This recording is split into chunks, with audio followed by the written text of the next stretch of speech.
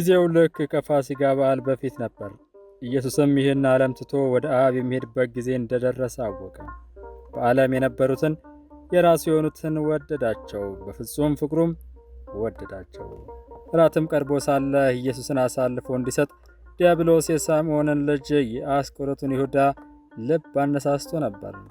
ኢየሱስም አብ ሁሉን ነገር በሥልጣኑ ስር እንዳደረገለት ከእግዚአብሔር እንደተላከና ወደ እግዚአብሔርም እንደሚመለስ አውቆ ከራት ተነሳ፣ መጎናጸፊያውንም አስቀመጠ፣ ወገቡንም በፎጣ ታጠቀ።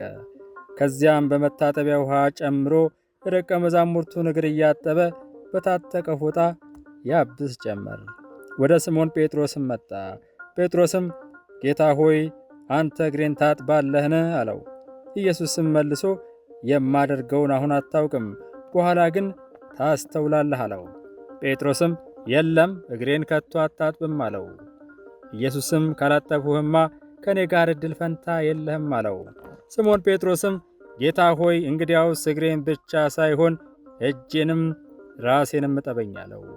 ኢየሱስም ገላውን የታጠበ ሰው የሚያስፈልገው እግሩን ብቻ መታጠብ ነው፣ የቀረው አካሉ ግን ንጹሕ ነው።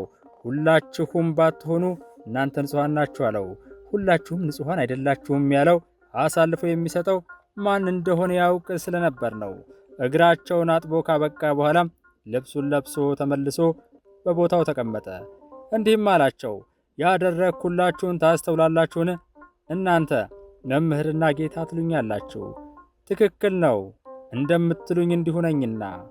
እንግዲህ እኔ ጌታችሁና መምህራችሁ ሆኜ ሳለሁ እግራችሁን ካጠብሁ እናንተም እንደዚሁ እርስ በርሳችሁ እግራችሁ ልትታጠቡ ይገባችኋል። እኔ እንዳደረግሁላችሁ እናንተም እንደዚሁ እንድታደርጉ ምሳሌ ትቼላችኋለሁ። እውነት እላችኋለሁ አገልጋይ ከጌታው መልእክተኛም ከላከው አይበልጥም። እንግዲህ እነዚህን ነገሮች አውቃችሁ ብትፈጽሙ ትባረካላችሁ። ስለ ሁላችሁ መናገር አይደለም፣ የመረጥኋችሁን አውቃለሁ። ነገር ግን እንጀራዬን አብሮኝ የቆረሰ ተረከዙን አነሳብኝ የሚለው የመጽሐፍ ቃል እንደሚፈጸም ነው። ሲፈጸም እኔ እንደሆን ታምኑ ዘንድ ይህ ከመሆኑ በፊት አሁን ነገርኋችሁ። እውነት እላችኋለሁ እኔ የላኩትን የሚቀበል እኔን ይቀበላል፣ እኔን የተቀበለም የላከኝን ይቀበላል።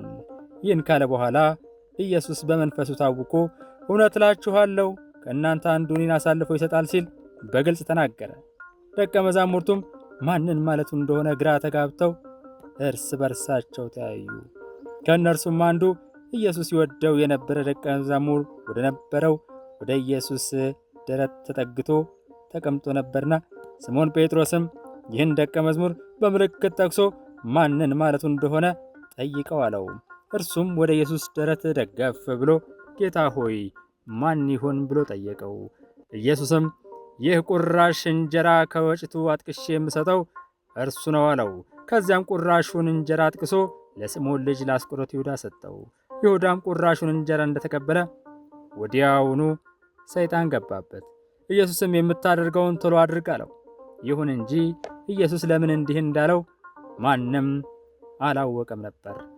ይሁዳ ገንዘብ ያዥ ስለነበር አንዳንዶቹ ለባሉ የሚያስፈልግ ነገር እንዲገዛ ወይም ለድሆች እንዲሰጥ ኢየሱስ የተናገረ መሰላቸው። ይሁዳም ያን ቁራሽ እንጀራ እንደተቀበለ ወጥቶ ሄደ። ሌሊትም ነበር።